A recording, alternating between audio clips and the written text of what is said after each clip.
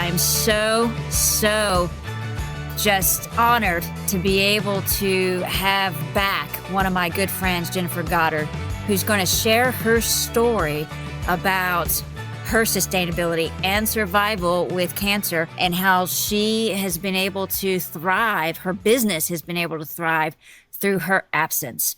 And so we're so lucky to have her today.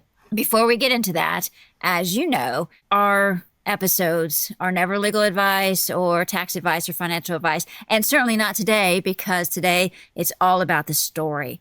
And we all have our own stories, and we all have our excuses, and we have our resistance. And today is the day to break through all of those after you listen to Jennifer's story. So thank you so much, Jennifer, for being here today. Oh, Victoria, thank you. Thank you for having me. And I'm very, very happy to be here.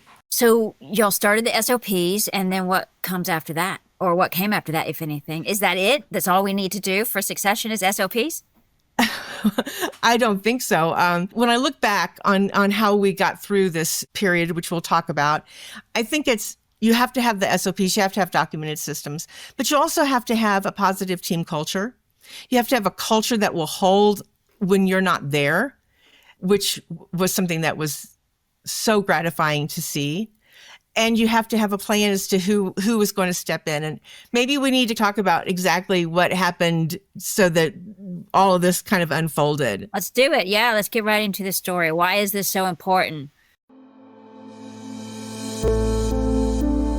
And I get out of the pool and changing my clothes, and I felt a lump in my breast.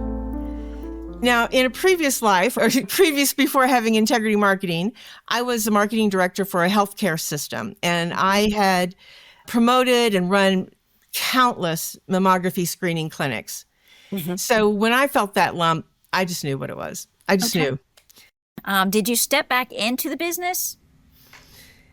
I am stepping back in a little at a time. I think I've been working for about a week and a half, maybe 2 weeks now, just so that people know. When we did the surgery and got the pathology report back, I had a complete pathologic response. So what that means is that there is no sign of cancer at this time. It was the absolute best outcome that we could have had. And my surgeon said to me, she said, "I didn't expect this for you." Right. Because of your job and the stress that you have. Uh-huh. And I said, well, I walked away completely. I completely walked away. My kids and my team took over the business and ran it. And she said to me, and I'm quoting her, "Well, I think they saved your life." Yeah, yeah. I am very blessed. James did a great job. The team did a great job.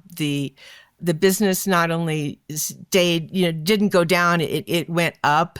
While I was out, they ended up hiring 3 or 4 new people. And because we had these documented systems, they were able to onboard and train these new people and knew the job description, knew the pay scale. They did an amazing job. And one thing I would say, it breaks my heart that so many cancer patients do lose their job. They lose their health benefits, they lose their income, they lose their home. And for me, because of the way that we had built this and the way that it worked, this was not a financial disaster for us in any way, shape, or form. Right. And what a blessing to come out on the other side of this, not only cancer-free, but I'm not bankrupt. Do you ever feel like it's ready or someone's ready? I totally didn't think he was ready. He may not like to hear that. Yeah. Yeah.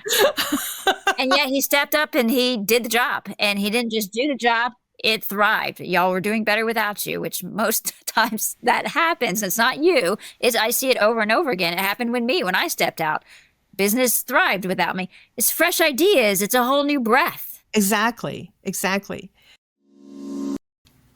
If I have one message that I would really like to get out, it's this, and the theme is that every person's life is worth saving, it's worth living.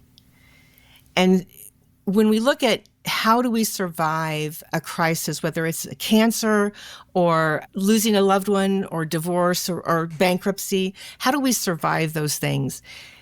We survive them. The number one thing is if we have a sense of purpose and we have a sense of support, social network. And this idea that you have to go it alone, it's a recipe for failure. And we're not in this alone. And if I had a message, it would be, don't throw your life away being overstressed, being unhappy. Live every moment, find your purpose, and find your tribe. Yeah. And share that purpose and that journey. That was probably the biggest thing, Victoria, that I did and that humbled me so much. I remember.